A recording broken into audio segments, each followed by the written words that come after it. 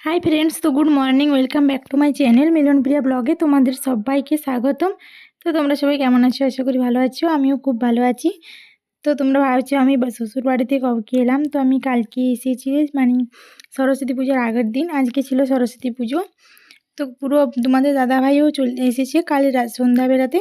তো আমাদের অত কিছু কাচা ধোয়া করার ছিল। তো পুরো রুমের অবস্থাটা দেখো ঠিক কী হয়ে আছে। এগুলো সব কাচাকুচি করার আছে। তারপর ফ্রেশ হয়ে চা বানালাম। উঠেছিলাম 8টার দিকে।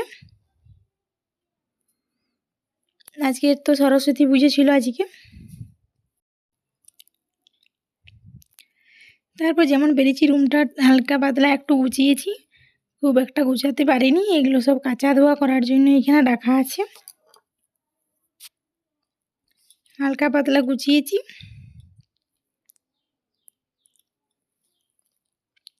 তোমাদের দাদাভাইয়ের এইগুলো কাচার আছে, আমারগুলো সব আমি ওয়াশিং মেশিনে এখন দিয়েছি কাচার জন্য। তারপর আমারগুলো হয়ে যাওয়ার পর ওরগুলো দেবো। তারপর দেখো তোমাদের দাদাভাই এখন মেয়ের চুল কাটছে। তো মেয়ে সরস্বতী পুজোতে যাওয়ার জন্য রেডি হয়ে গেছে। তোমাদের দাদাভাই ওকে নিয়ে যাবে ঘুরতে আজকে। তো মেয়েকে এই ড্রেসটা আমার মা দিয়েছিল, বার্থডেতে গিফট করেছিল এই বছর। এই ডানা আছে জামাটাতে, তো ডানাগুলো পরায়নি। তারপর আমাদের এখানে গ্রামের পুজোতে, সরস্বতী পুজোতে সবাইকে প্রসাদ দেওয়া হয়েছিল। তো সেই প্রসাদে নিয়ে এসেছিলাম, এই মা নিয়ে এসেছিলেন এখন।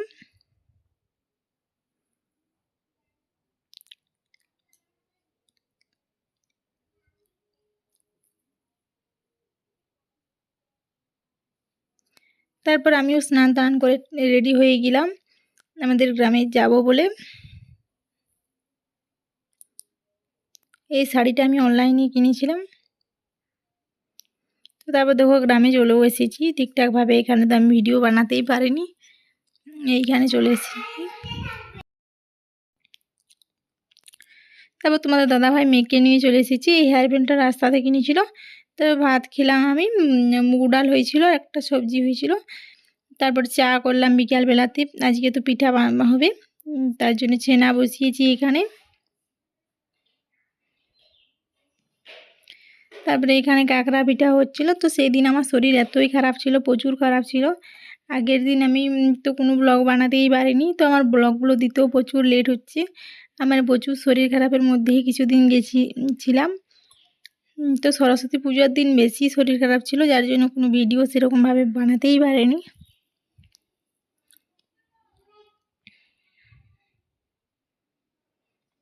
এইখানে কাঁকড়া পিঠা আমার মাই সব পিঠাপানা করেছিলেন, আমি কিছুই করিনি। তারপরে এইগুলো মেলার জন্য আমি এসেছিলাম, এইগুলো শুধু মেলেছিলাম কাঁকড়া পিঠাগুলো। আমার হাতের অবস্থাটা দেখো কি হয়েছে ঠিক। তারপর আমি ছাঁকছিলাম।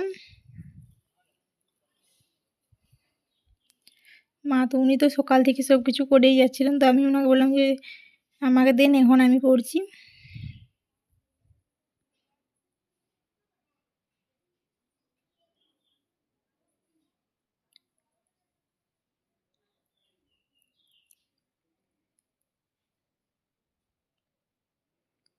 তোমাদের দাদাভাইয়ের কাঁকড়া পিঠা খেতে খুব পছন্দ করে, তার জন্য কাঁকড়া পিঠাই বেশি করে বানিয়েছিলেন।